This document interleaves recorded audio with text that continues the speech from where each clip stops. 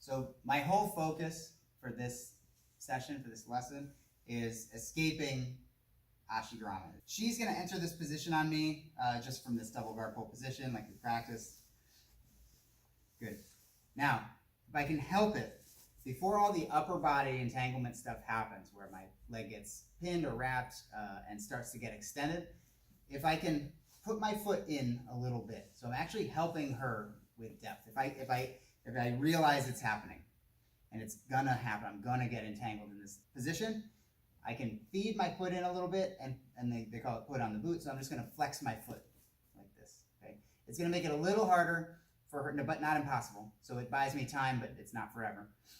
A little harder for her to then extend my foot. I'll use that time to do the rest of our steps, but that's the survive part, just like we have this is the survive part of escaping a choke.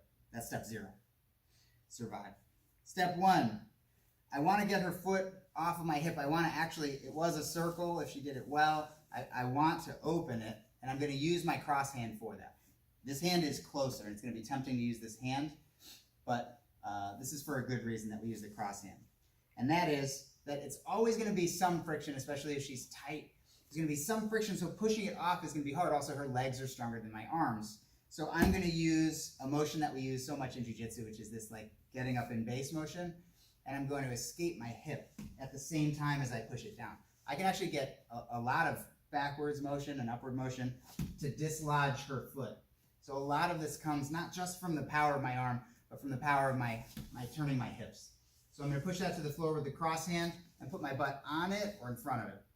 And that's truly step 1. Step 2, I was up on my hand because I needed that height to escape my hip. So I take my post hand in step 2 and I turn it into a different kind of post. So my post hand becomes my post hand. I lay down on my side and I'm trying to, you can think of it as blocking her knee from her rolling or from her pinching her knees anymore, but it's also the beginning of setting up step 3, which is creating my own inside hook here. If she's entangled here, step 0, buy yourself a little bit of time. Step 1, the cross hand pushes the foot to the floor with the help of an elbow escape, like a floating elbow escape. And then I'll put my butt on or in front of her foot. And then step 2, I fall to my side. My post hand becomes a post hand over here, long enough for step 3, which is to create my own inside hook. In this lesson, I'm going to exit the leg entanglements entirely and go back to a standard upper body control, which is mount.